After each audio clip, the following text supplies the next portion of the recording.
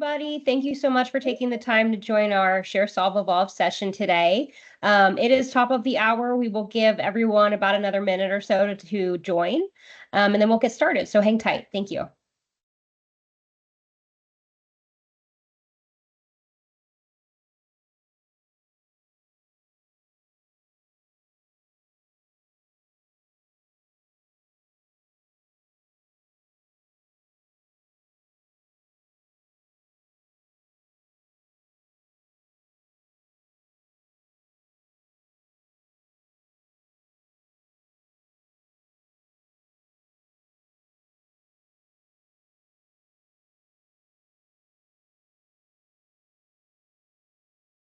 Okay, it is 1:01 Eastern. We will go ahead and get started. Again, thank you everyone for taking the time out of your day to join our March Share.Solve.Evolve session. Today's topic is driving the future, the power of connected vehicles, telematics, and next-gen 911. Today we have with us three special guest panelists. And my screen is, there we go.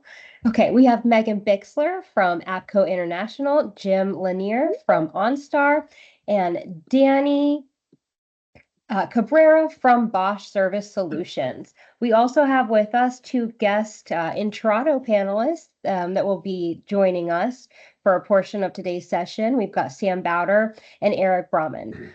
Today's session will be hosted by Jeremy DeMar. And in just a second, I'm going to pass the ball over to Jeremy. But if you guys have any questions during today's session, please use the Q&A feature in the top panel of your Microsoft Teams application, and we will address them as the show goes on. Thank you. Jeremy, over to you. Well, good afternoon, good morning to everyone, and welcome to another session of Share.Solve.Evolve. Super excited, as I always am, to have this incredible panel of guests and experts with us today. A couple of quick housekeeping issues. Marie, thank you, by the way, Marie, and one of my other colleagues, Stephanie, is also operating in the background. So Marie and Stephanie always make sure that these sessions go seamlessly. So a special thanks to both of them. But before we get into intros, again, just a couple housekeeping issues. If you do have questions or anything that you want to ask of the panelists or any of our participants during the course of the session, feel free to drop those into the Q&A field. The Q&A field's being monitored. So if it's something that is relevant to the conversation at that particular time, we'll do our best to try to interject and bring that question in. But at the very end, minimally, we'll make sure that we get those questions fielded, or do our best to do so. So without further ado, we do have a lot of content that we want to get through today. So I want to jump right into intros, and then we'll get on with today's sessions. But welcome again, everybody. I generally, if you've been to one of these Share.Solve.Evolve sessions before, I generally try to do things in a clockwise fashion on the way they appear on my screen. So Megan is the first one I'm going to be calling on today for her intro. So we'll start with Megan. Go ahead, Megan. Oh, I think you're muted.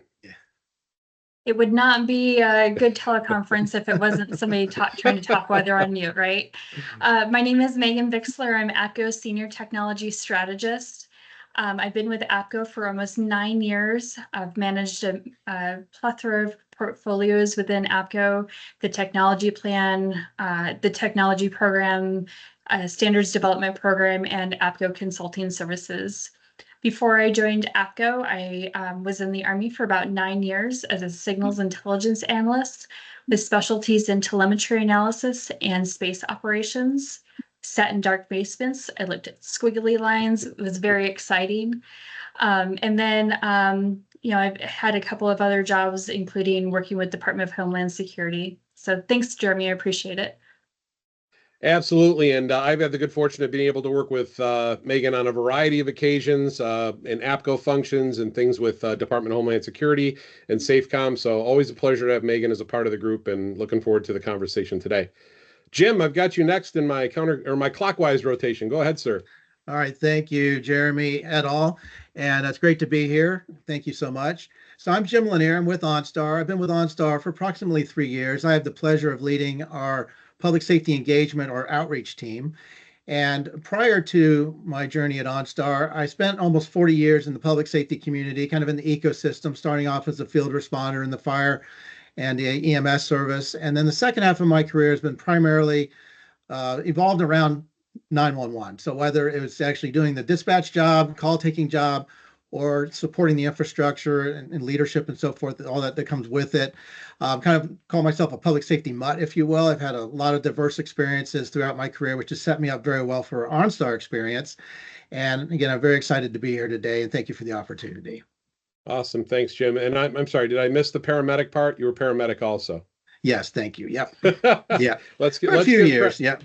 Let's give credit where credit's due. We all, Yeah. many of us worked in the trenches. Let's talk about that. Yeah. Awesome, Jim. Thanks. And Danny, love to hear from you, my friend. I feel like I get to see Danny and Jim and actually Megan over the course of the last few months. We've seen each other quite a bit, but Danny, seems like you and I are seeing each other everywhere. So go ahead, sir. That's good. Yeah, thanks, Jeremy, and thank you and Intrado for the invite and for the time. My name's Danny Cabrera. I'm with Bosch Service Solutions for North America.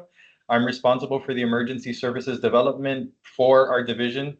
So just in case I'm not selling dishwashers or power tools today, we're a completely different division.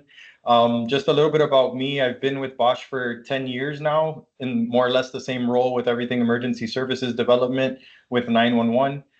Before I joined Bosch, the previous 10 years before I joined Bosch, I was actually in 911. So I was a dispatcher, call taker, supervisor. I did everything. And then just as a tidbit, before I joined 911, I was actually a police explorer. So my public safety and law enforcement career is the better part of 20 years now. So happy to be here. And thanks again for the invitation.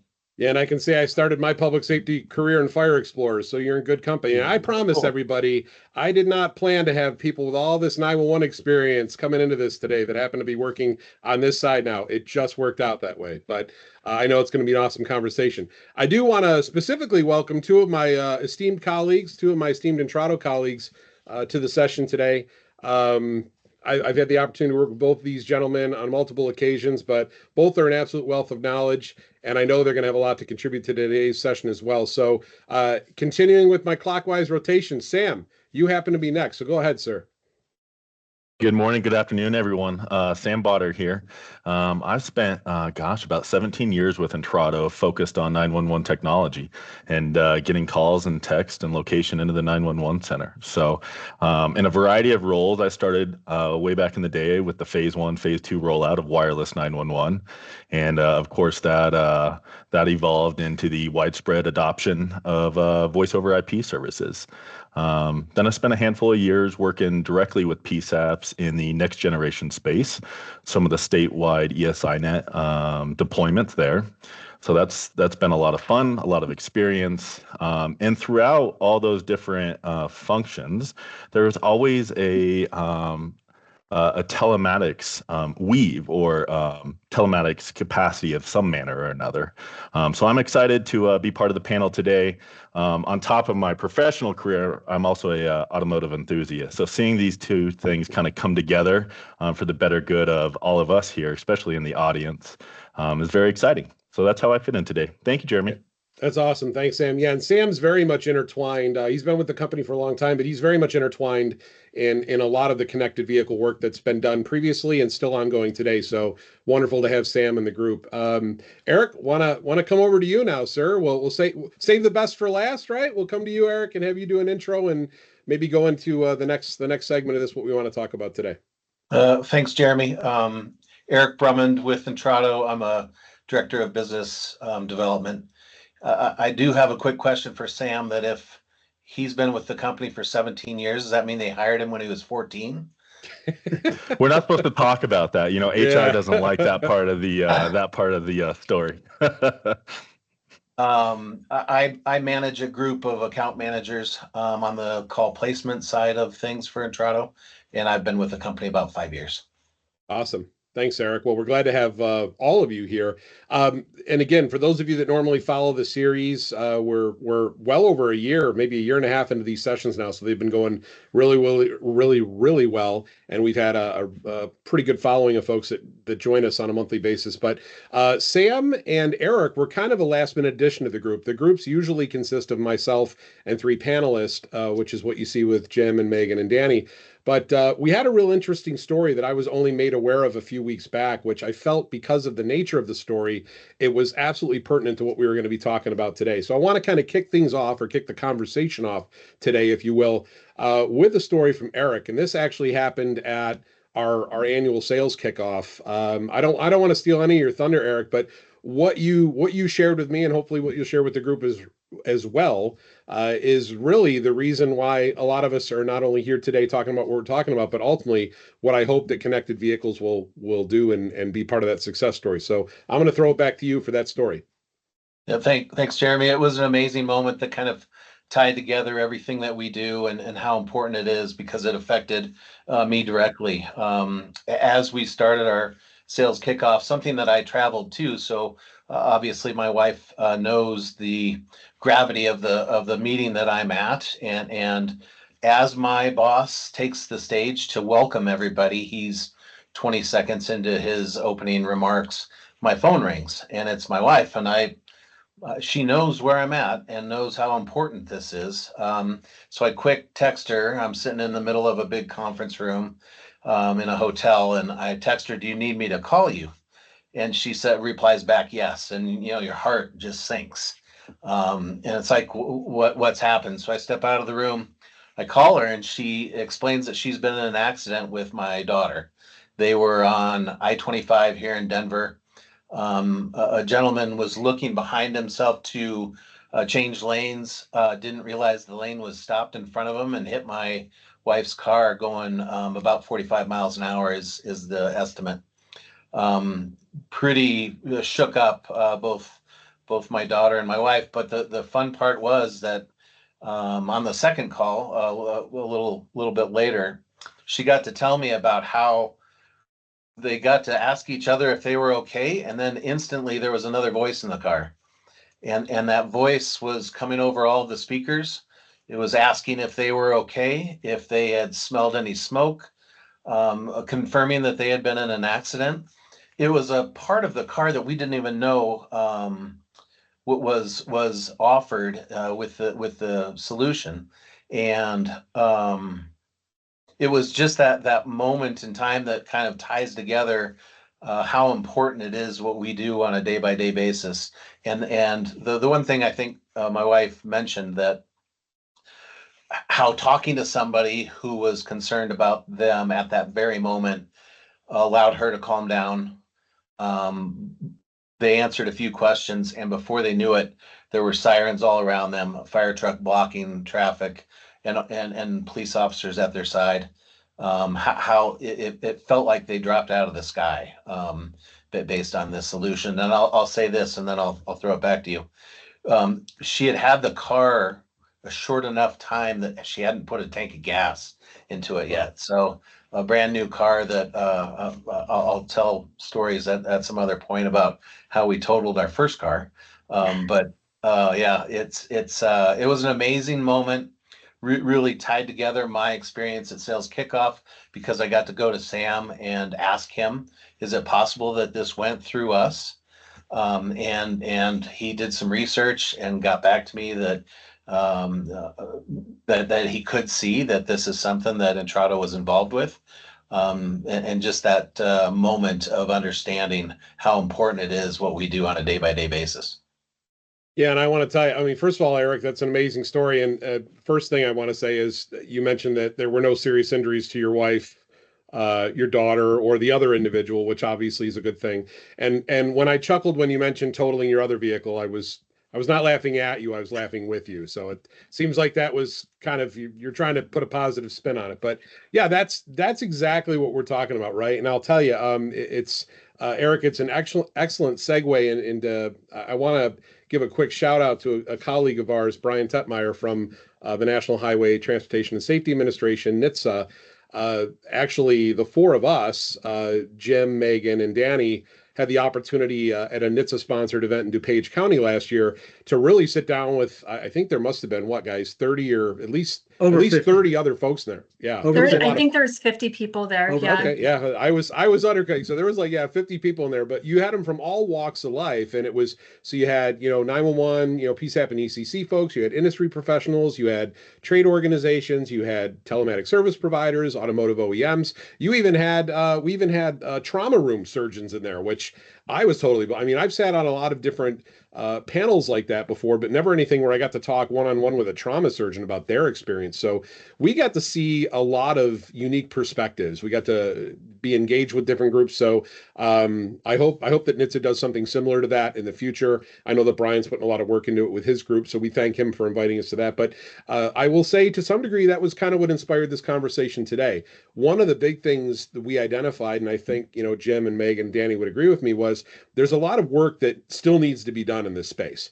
We are absolutely not done. If I took nothing away from that session, I took away that automotive OEMs and telematic service providers are collecting all of this data from all these different sensors. And as each new year of vehicle manufacturer comes into play, there's just more and more data being gathered from these vehicles. So just to kind of give you guys a little bit of context, we do meet as a group, all of us that are on the session today, we do meet as a group prior to the session to kind of organize our thoughts a little bit. So you'll see me looking down into the left periodically, and that's because I've got a list of talking points. But Jim, because I started with you first in the session, I'm going to, or rather in our pre-session session, Yep. I'm going to go to you first. You had talked, and we were again referencing the conversations that happened in DuPage, but you talked about the critical role of real-time data, and I think that's a good starting point or way for us to kind of kick the conversation off today. So I'm going to throw it back to you.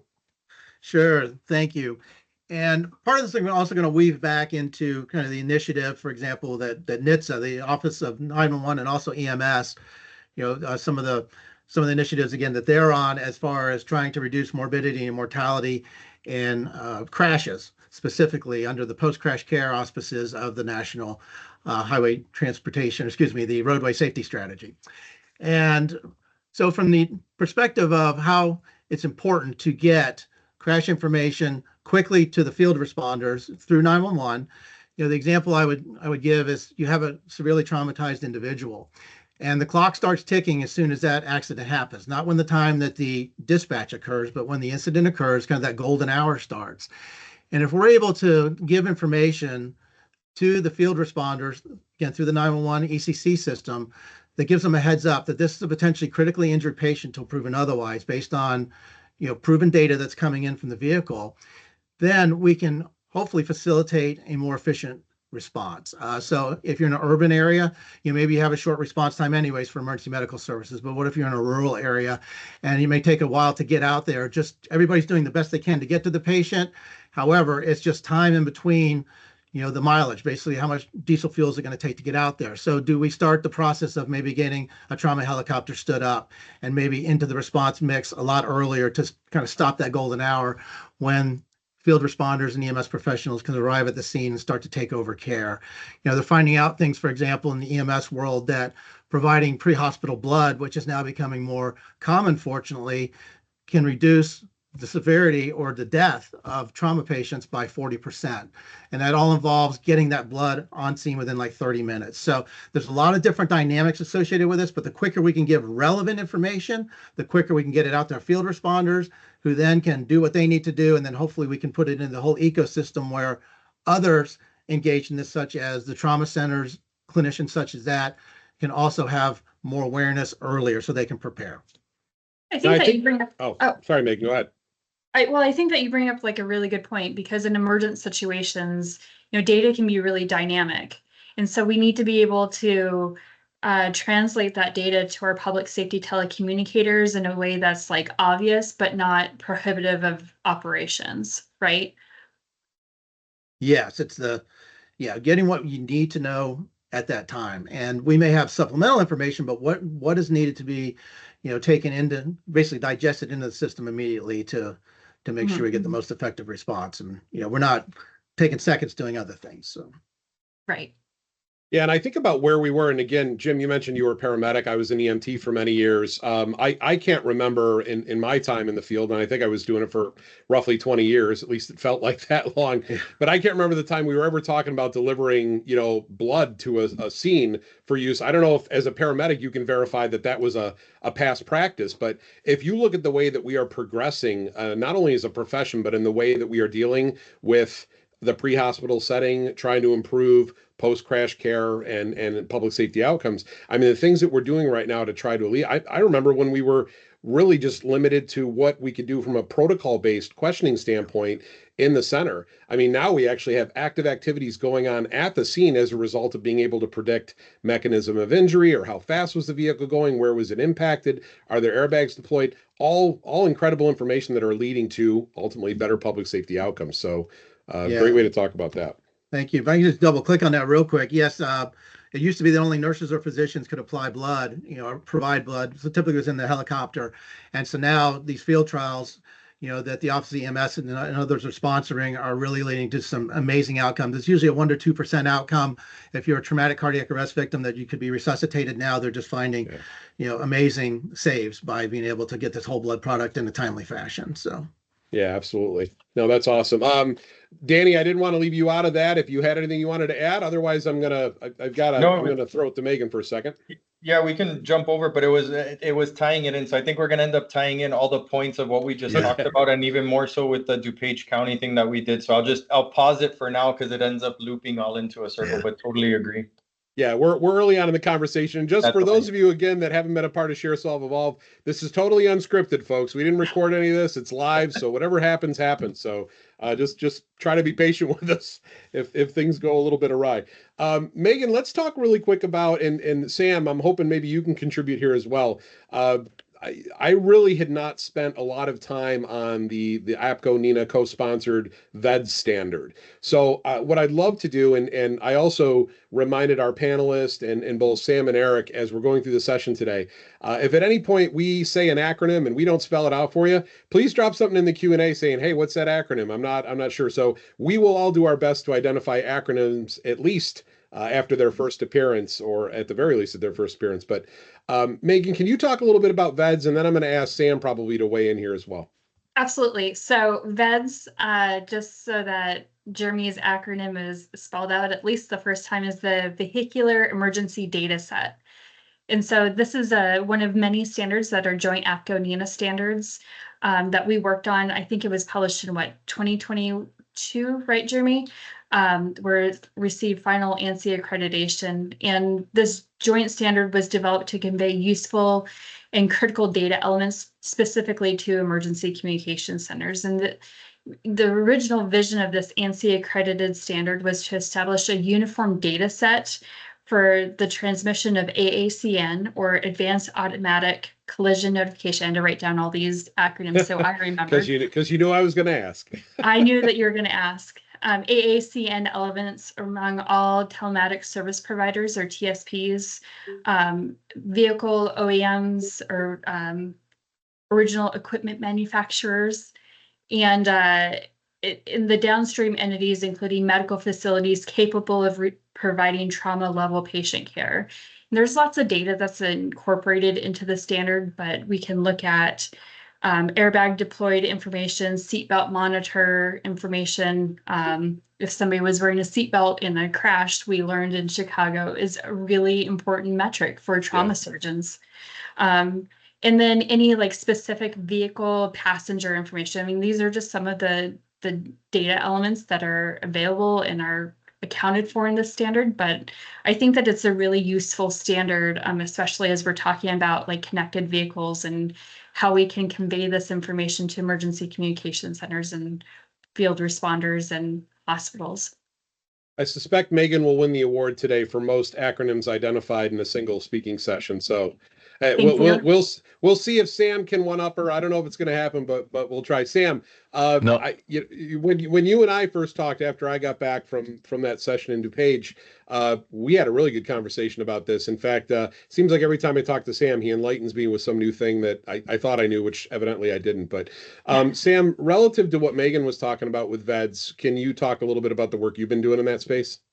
Yeah, and I want to build on what Megan said too, because she really built a solid foundation about what VEDS is and why it's important. But I want to bring it back to one of the comments that Jim made in his opening thoughts there, and it's about the right data. The thing that really gets me excited about the VEDS standard and how it came about is that part, how it came about. So it was really a partnership between not only public safety but the OEMs and the telematics service providers.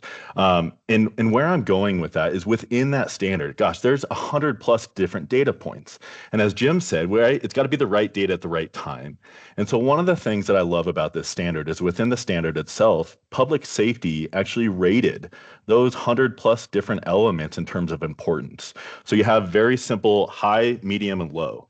And so when we think about supplemental data in the 911 center and the first responders, we need to layer that data because some data is more important or more frequently important than other data, but it doesn't mean the maybe layer 2 or layer 3, as I would characterize it, isn't important in some use cases. So we still want it to be available. The other thing that really stands out to me as a result of the VED standard is a consistent presentation of the data to the 911 center. Nobody needs a homework assignment during a 911 call, right? They need very succinct, precise, consistent information presented to them. And so that's what really comes to mind, and that's what gets me excited about a standard.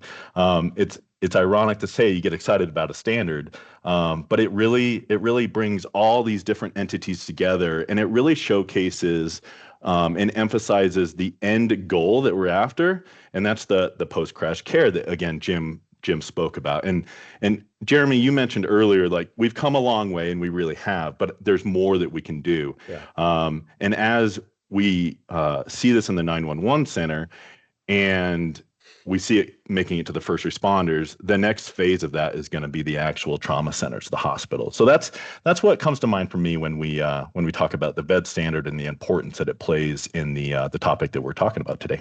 Yeah, that's Yes, awesome. Oh, sorry, go ahead. Megan and I are gonna do this all day, guys. So go ahead, Megan. It's like we're having an actual conversation that's not being recorded, Jeremy. So yeah, I think that you brought up some really good points, Sam. Like number one, you are not the only one that gets excited about standards. As APCO's previous standards program manager, like standards are really important, especially ANSI accredited standards, where it goes through that whole consensus-based process, and it's developed, by a working group. And I think that that's right. Something that I didn't highlight, but we should talk about is, the standard wasn't just like developed by APCO International and said, here, it's now an ANSI accredited standard. This was developed by like practitioners. Like Danny, I think that you were on that working group, right? That was actually one of the comments that I wanted to make as well, of exactly what you and Sam were talking about. I was one of the members working on the group, but again, it was representing the OEM. So I had a different lens. Yes, interestingly, coming from the public safety background and wondering, me as a 911 operator, how would I want this data? What can I do with it? Does it really make sense or does it not make sense? But then from a different perspective, I was also representing the OEM and the telematic service providers, as we are a TSP, of if we get this from the OEM, can we do something with it? And then what do we do with it? So 100%, again, all around the same comment. Yeah, and the one thing I wanted to add in there, and Danny, I will come back to you in a moment because I want to ask you something else. But Megan, you also made a point in our pre-session session where you talked about data being relevant and a need to know. Sam kind of alluded to it a little bit as he was talking about, the data that's going in. But I think, again, another major takeaway for me from that session last year was number one, not only the vast amount of data being collected, but the fact that OEMs and TSPs want to be able to deliver all this data. But to your point, how do we, and I put in my notes here, how do we arrange for it to arrive to 911 in a usable fashion? There were a couple of different things, and VEDS probably alludes to a lot of this, but there were a couple of things that came away from that session where folks that actually still worked operationally in 911 said, look, give us the top 5 to 10 things that all of the OEMs and TSPs agree are the most critical. Are airbags deployed? What speed was the vehicle traveling? I mean, those kinds of things which are critical to know. One of the vehicles, and I'm not even going to mention who it was because I'm not sure who it was, but one of the vehicles manufacturers said they were collecting over like 200 data points. And I'm like, I don't even know how deep you could go into that. I'm sure we could have a separate session just on that. But if you figure 911, when they're fielding these calls, they're taking things in the moment. It's all about speed. It's all about getting that call for service in as quickly as possible, getting it dispatched, and getting feet on the scene. So are 200 data points at that point really necessary? I'd argue probably not. It's that top 5 to 10. I think that's kind of what VEDS is trying to do for us. But Megan, you had brought that up, so I don't know if you wanted to add anything before I go to Danny on that. Yeah, well, I know that Danny is going to offer like fantastic insights on that. I think that, you know, we all know that emergency communication centers need actionable and accurate information. And does a public safety telecommunicator, like, they're fantastic multitaskers, but can they go through 200 points of data as they're processing a crash call? Probably not. I mean, if they can, that's amazing. And I won't ever say that can't happen, especially with a telecommunicator, right? But on the most part, like, you need to be able to distill relevant information. Data obtained from telematics service providers is important to pass on to fellow responders, but making sure that that's actionable, relevant information that's accurate.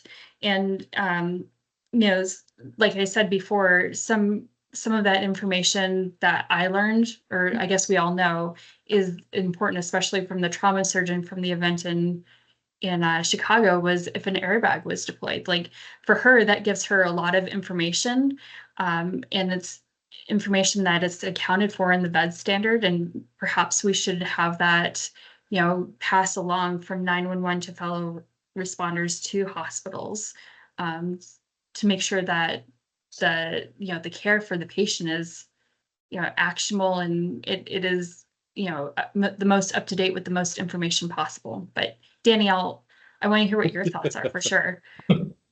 Danny, before you start, let me Yeah. build you up a little bit. So I'll give you a couple items to talk about. You Okay. also talk. I think again, Megan wins the award for identifying, at least spelling out the acronym TSP. But folks would probably like to have you unpack a little bit more. I mean, you mentioned the relevance of telematic service providers. Maybe talking a little bit more about specifically about what TSPs are all about. If you want to talk a little about OEMs, or we can go to Jim for that as well. But really kind of spelling out what's been done in the past with TSPs, what they brought to the table. And at some point in this conversation, and we're a little more than halfway through it, believe it or not already. So we're going to start talking about kind of where the future is going. But I'm gonna set the foundation for you and let you go from there. Perfect. Yeah. So I mean, telematic service providers, or TSPs, historically have served as, let's say, a middleman, a middle layer between the car and the 911. And I think Jeremy, that's really more what I had wanted to talk about, was where the TSP fits in. One of the talking points, or something that has come up in the industry and in the 911 industry over the last couple of years, has been, will calls from the vehicle go directly to 911? And it's typically a concern that comes up. It's a concern or a topic that comes up, and Jim could probably say it better, you know, working with Chevy and from OnStar, that can't we just send the calls directly to 911? And in my opinion, the answer is no, it should not be, because that's what the TSPs do. We serve as a middleman, or this layer that's able to filter out calls. So there's a pretty high percentage of calls, not the ACN, so not the AACNs, the automatic collisions, but there's a lot of manual button pushes. So people that are pressing the button, and yes, there are emergencies, but the majority of those calls are not actual emergencies. And if we were just to take that for a second into context, if those calls were to go directly to the local 911, that means anytime someone presses the button to try to find out where the nearest Starbucks or the nearest McDonald's or what the weather is where I'm driving to, that means that all of those calls would be going to the PSAP. And that's where we as a telematic service provider come in and provide that buffer layer. So our agents are trained, and they are able to handle those calls. Aside from the call volume, they're able to handle the call types. And then just secondly, if I could really quickly, one of the things that I want to make sure that we touch on and that we talk about is one of the statistics that was shared in DuPage County. And the statistic was that approximately 43% of the PSAPs in the United States use some type of EMD or some type of protocol software or system, I would say. That in itself is also something very important, because again, something that a telematic service provider can provide is the consistency of care, irrespective of the jurisdiction, irrespective of where those people are, where the drivers or the occupants of the vehicle is. it's always going to come to the same call center where we can deliver the same standard of care. So it also poses a challenge to 911, and I mean, everyone in the 911 community is to up that game as well. So if you don't use protocols in your 911 system, it's to consider using them. So just really quickly and very high level, that's what I wanted to make sure that I talked about, Jeremy. No, that's great. Thank you. And Jim, I want to come back to you real quick. Based on what Danny was just talking about, you had also discussed integrating telematics data into the current environment. So we know where we want to have the environment. We want where we want to see the 911 environment go, but we know it's not necessarily there right now. We also know that next generation 911, this has been a topic for what, almost 20 years we've been talking about it, and we're still talking about it. There's a lot of centers and jurisdictions that have self-implemented. There are others that are close. There are some that are waiting maybe for federal funding or legislation to come out. But let's talk a little bit about where you see that going, not necessarily right now, but in that future environment versus where it is currently. Yeah, thanks. And kind of Danny's point, we have this kind of level of care we can provide in a large fashion. And part of the challenges for OnStar and General Motors is doing things to scale. So for example, we know there's obviously other solutions out there right now where we can maybe provide some data through different platforms, maybe over the top type of format. But that's not really the holy grail for us, where we want to get to. As next generation 911 starts to evolve and the capabilities start to evolve and the vendor community starts to build the interfaces and the infrastructure to be able to start receiving IoT, sensor data, next gen, functional elements and so forth, we're trying to kind of marry and match that up the whole time. Right now, as most folks know that interact with OnStar, we will provide our crash information over the phone through, one of our advisors, our equivalent of a telecommunicator, and we'll try and give the most relevant information at that time. However, it's a phone call, and even delivering over the top is a little bit problematic because it's outside of your typical, 911 CAD infrastructure, call handling infrastructure. So that being said, the goal would be to not lose the human element if possible, because that was very important, like what Eric mentioned earlier in his experience. We want, essentially like an incident manager, if you will, monitoring the information coming, let's say, from the vehicle, going out downstream to the public safety ecosystem, and also providing that information in a way that's digestible directly into the CAD or the call handling equipment system. So my location, I've got GPS, I got Annie Alley coming in. Boom, here's a dispatchable call. If we can provide you with the information such as it's a high injury severity prediction or multiple impacts, it's an electric vehicle versus a diesel, gasoline, all that information could be placed immediately into the hands for dispatch.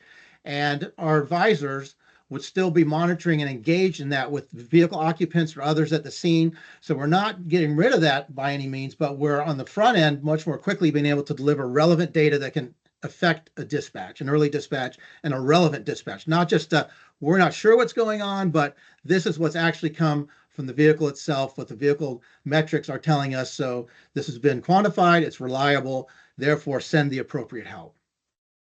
That's great, Jim. And I want to encourage those of you, especially those that specifically are in the operational side of the PSAP and ECC community out there. Quick question for all of you, and you please drop your comments into Q&A, and Marie and Stephanie, if you guys wouldn't mind, if anybody interjects, we'd love to hear that. But I'm curious what's going on in the centers right now. We can talk here as people that are working out in the industry, even those of us with background. But I'm the first to say, going all the way from dispatcher to director of two different centers, you don't have to be that far removed operationally to kind of lose touch with what's going on the floors. So if there are folks on the call today that are frontline, number one, thank you for what you do. But number two, please let us know in the Q&A section if there's things that you have concerns about right now relative to data coming in. Maybe it's from something as simple as a watch or other wearables, those kind of things. We know that there's some challenges there, but we're curious to hear your input and be able to field those questions as we go through it today. Megan, let me come back to you real quick, and we'll see if we get any questions out of that. But do you feel that there's actions that the centers can be taken? And by the way, Megan, this was a surprise question, so I'm going to throw it at you anyways. But I know you'll do okay. But do you think that there are steps that centers across the country can be taking right now, based on what we've been talking about today, to better prepare themselves for the arrival of these technologies, to make themselves more apt to be able to process it and do it effectively? What are your thoughts on that? Well, thanks for giving me ample time to prepare for that, Jeremy. So, I think that it's important to remember that every incident is a local incident, right? And so how somebody responds to an incident in Springfield may be much different than how somebody responds to incident or data in California, right? Like it's just very different how emergency communication centers respond. But we all know data is coming, right? And we're starting to see large influxes of data now coming in through EZNets and over the top applications, right? So should I spell out EZNet? Emergency Services IP Network. All right. Still the winner. Still the winner. Extra point. Very competitive, Jeremy. So, we're going to start seeing a lot of data. And so I think that just starting to educate your telecommunicators and your frontline staff, not just on the new technology that's coming in, but how to distill that information, right? Telecommunicators are really great at learning and adapting and being incredibly resourceful, but we're going to start having an insurmountable amount of data coming into the emergency communication center.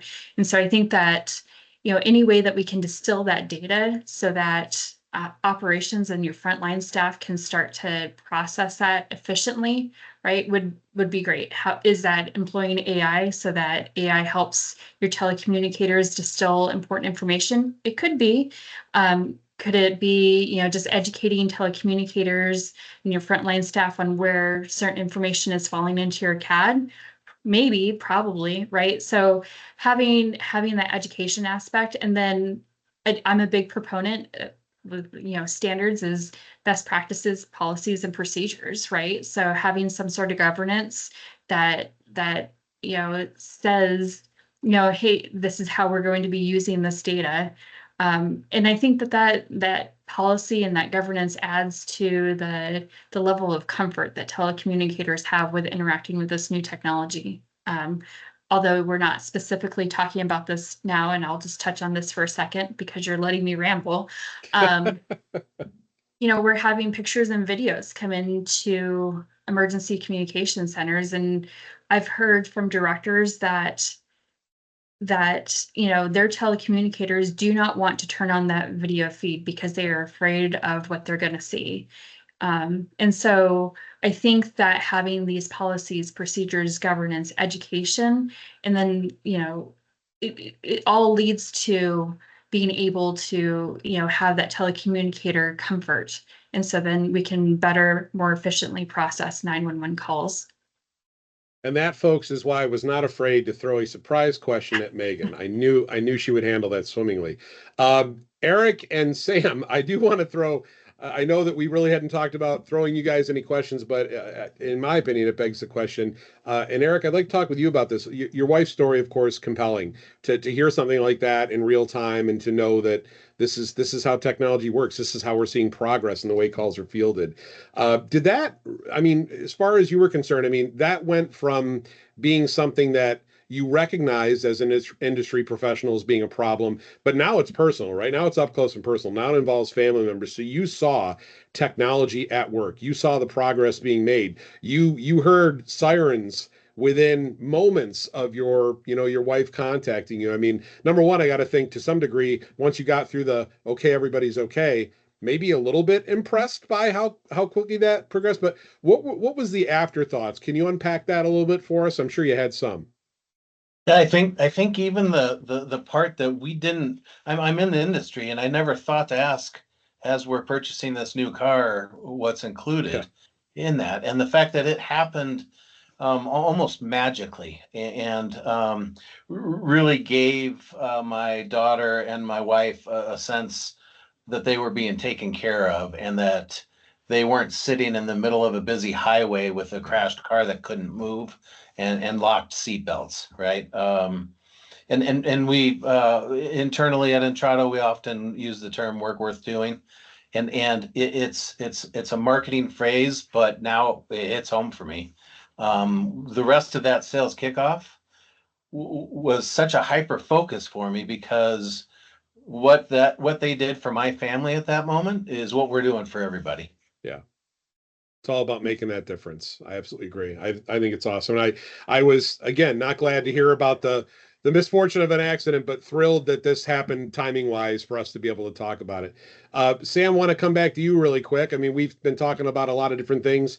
You work in a space right now internally within our organization that allows you to not only engage with folks like what we have here, but sometimes you throw stuff at me and I'm like, I didn't even know we were doing things like that. So are there any other things that you feel you want to contribute at this point based on what we've been talking about thus far? Not to put you on the spot, but I'm going to. I'm just curious to see what your thoughts are.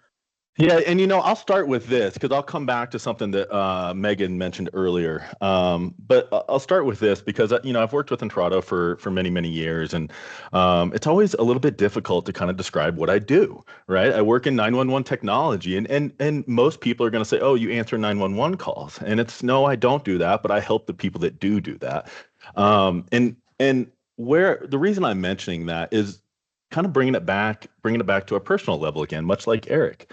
So when I'm talking to friends and family, I tell them that, and then you kind of see the puzzled look on their face, and then you give a use case like telematics, and then it all clicks, right? There's this very, it's been described as cheesy, although it sticks very predominantly in my brain still, but this image of an iceberg, right?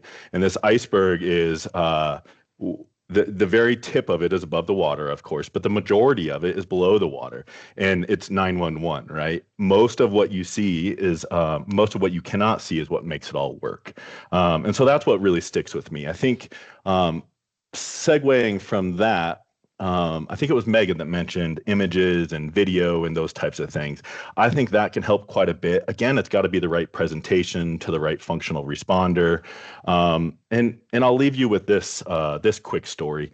I was involved in a little bit of a non-automotive accident where I was in the emergency room, and of course I wasn't the one that needed the most attention, which is a good thing. Someone else was getting the attention. So I was sitting there, and the trauma doctor finally came in.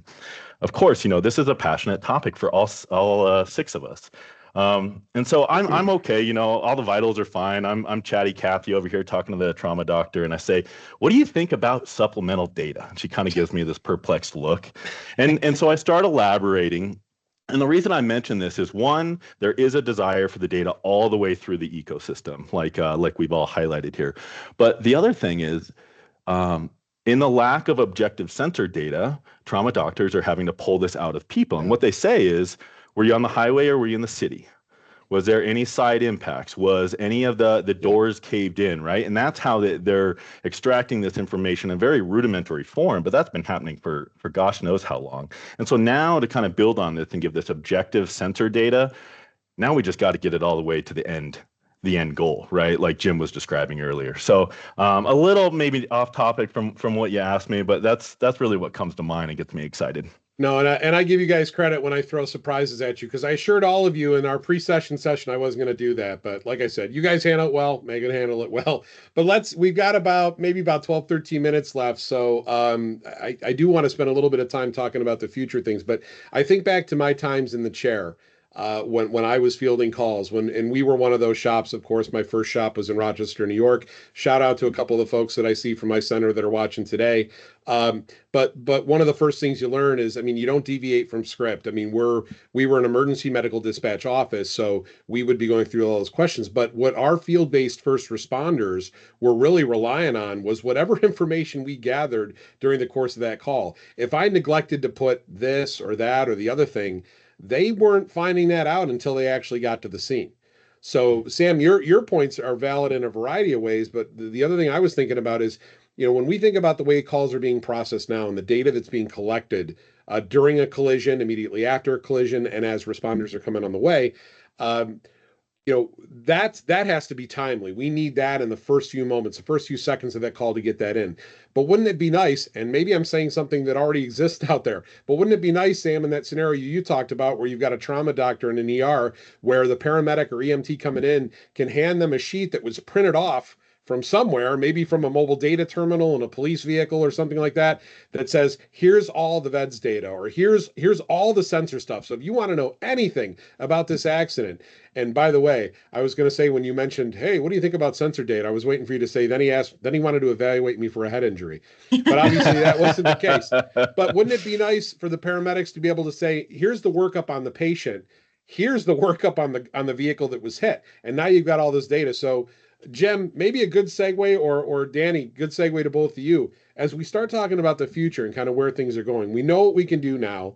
We know that centers through VEDS and other standards are working on ways to better ingest, process, and use this data. But what do you guys feel the future of this is relative to that process? Thanks. Danny, you want to go? Sure. The future's now. Just wanted to be excited about it. But again, this is kind of the full circle part. So Sam queued it up perfectly.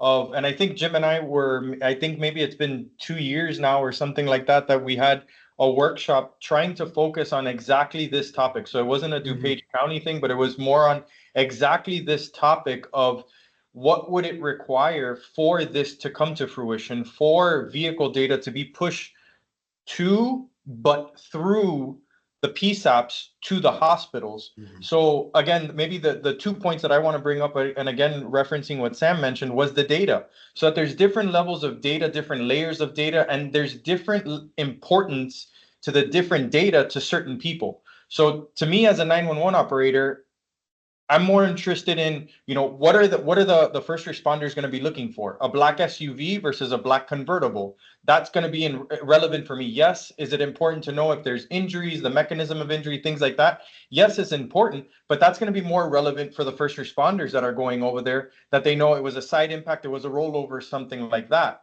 So again, but that same data set that gets let's say shared at different points along the chain. So now going through to the hospital, once it gets to the hospital, they have this aggregated data of information. Even if it's just the initial push of a rollover collision in a convertible could be completely different from a rollover in a big SUV. And then are there more than one occupants in the vehicle? So again, for me, it was the data of kind of pushing it through the PSAPs. But the good thing is, and what I find comfort in, is in this more recent conversation in DuPage County, and I think what an excellent job that APCO and NINA are doing together in championing that effort and moving it forward. And there are other organizations that we're working with that are trying to move that along. So I say it kind of jokingly that the future is now, but really in my opinion, at least as long as I've been working specifically in this industry for the last 10 years, I can honestly say it seems like the future really is now. And that we're seeing the stuff that we have been speaking about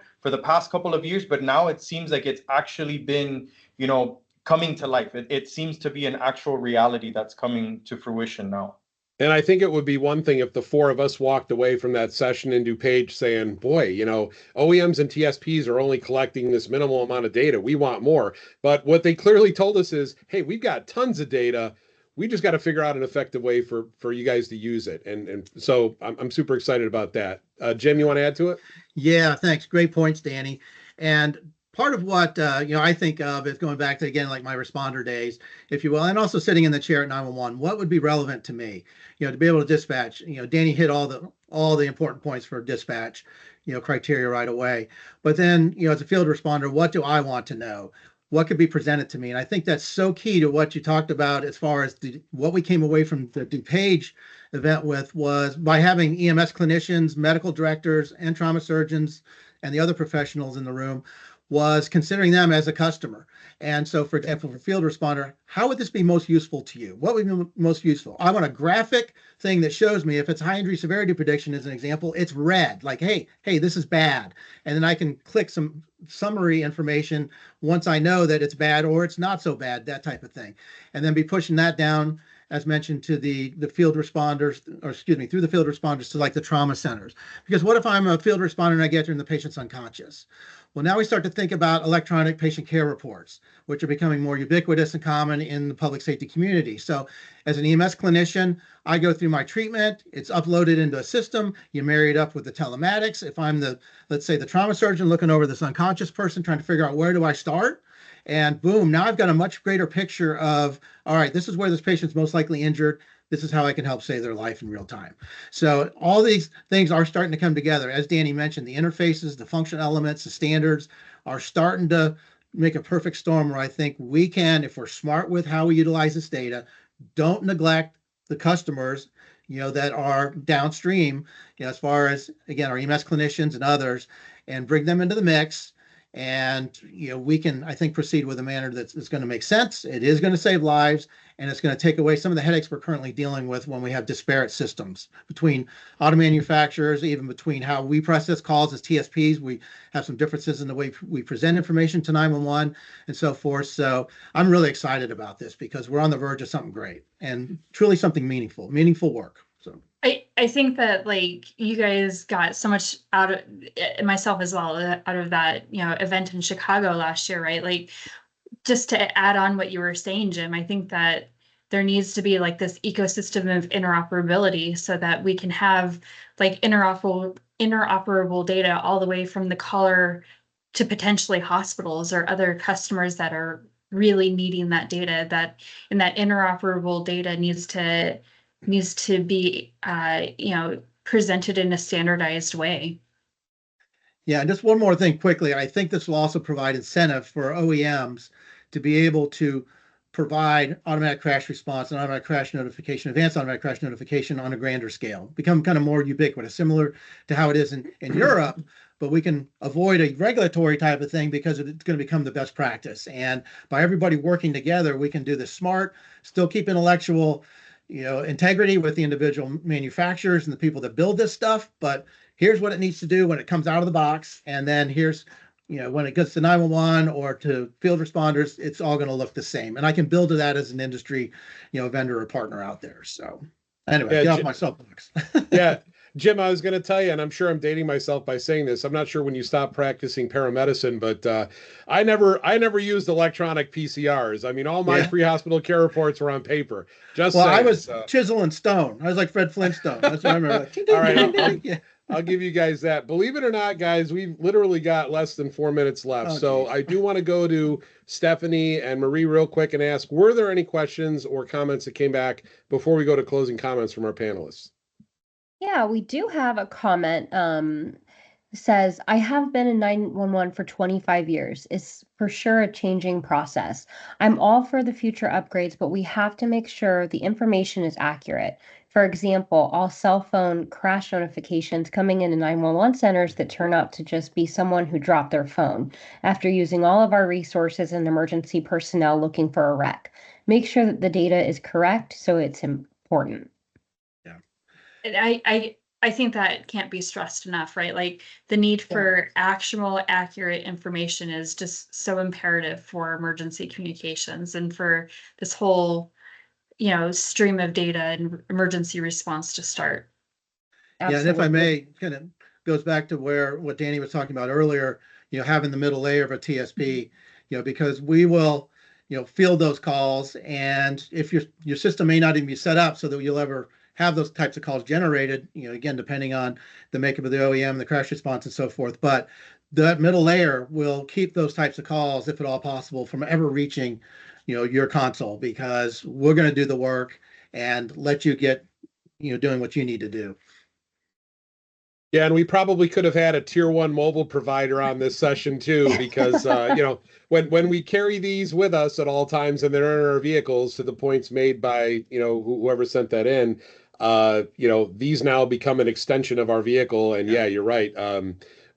I know there are times when these are sending correct information, but there's many times when they're not. So again, some would suggest that bad data is better than no data. I think when you've sat in a seat before, especially in a 911 center, you're like, we really want good data all the time. So it is absolutely work in progress. But let's, any other questions, Marie or Stephanie? Not as of right now. For those in the audience, if you have any questions, please use the Q&A feature again. Type out your question and we will address it before today's close of session. Yep, and we've got a little less than 2 minutes, so I want to start with final thoughts here. Megan, I'll go to you first, based on what we've talked about today. Any final thoughts? Yeah, I mean, I think that we need to continue to have these types of conversations, and we need to keep the operational relevance at the forefront of all of these conversations. 911 just can't, operate in a silo. We're getting more data, we're getting additional data, supplemental data. And so having the governance to dictate how we treat that, I think is paramount for incorporating this into operations. Because at the end of the day, it all needs to be about how the telecommunicator can process the information. Awesome. Thanks, Megan. Jim? Yeah, I just kind of go back to a quote a lot of folks have heard, the rising tide lifts all ships. And so if we're all, on these ships together, not just in silos, to Megan's point, we can do a lot of good. And the competitive nature of all this kind of stuff and some of the barriers in the past, the technological barriers are all going away. A lot of these things are now becoming excuses versus reasons. Mhm. And so we have a real opportunity here to do the right thing, at all different levels. And if you look at what like the FCC is doing and other entities, it's coming, folks. I mean, there's, the days of we don't know when next gen's going to be here is no longer probably 5 to 10 years out. It's on our doorstep. So we need to embrace that. And we need to be the ones leading the change and the charge. So that's awesome. Thanks, Jim. Danny? Yep. Thanks again, Jeremy. Thanks for the invitation. Thanks to Intrado for hosting it. Thank you all. I want to thank the public safety community that's on as well for listening and taking the time. And I would also, I think, exactly echo what Jim said, but say to the public safety community, if there's something that you think that we can do better, please let us know. Jim and I and our teams are typically at all of the conferences.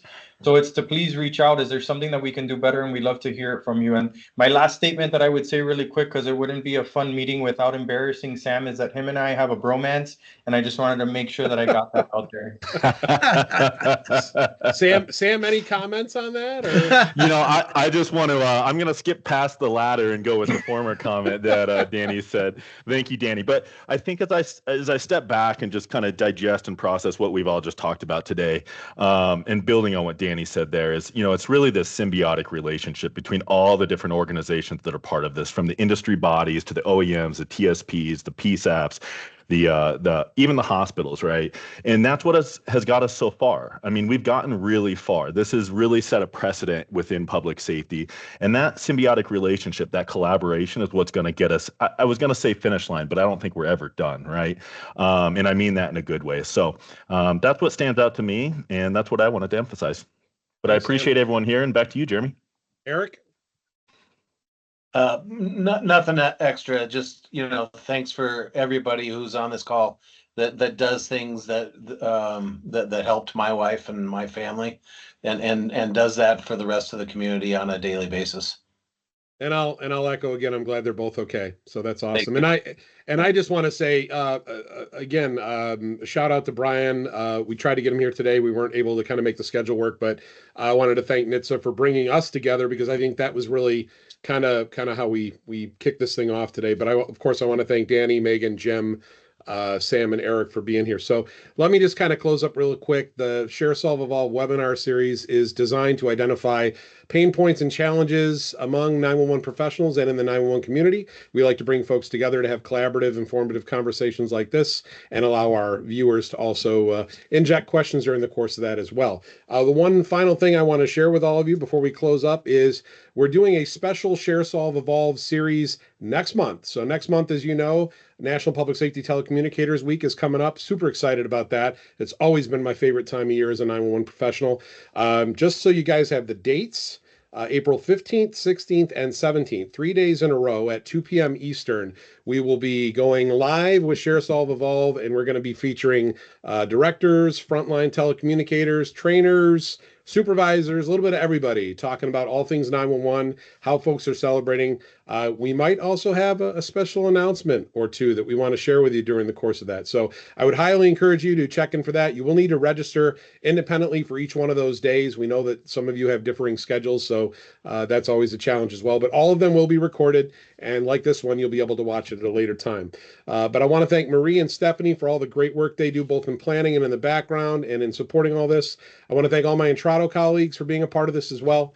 And on behalf of the entire Intrado family and my panelists and guests today, I want to say thank you for being a part of this, and we look forward to seeing you at the next Share.Solve.Evolve session. Everybody have a great week. Thanks, Jeremy. Guys. Hi, everybody. Take care, guys. Thank you. Appreciate what Bye. you do. Be safe out there. Thanks, guys. Take care. Bye.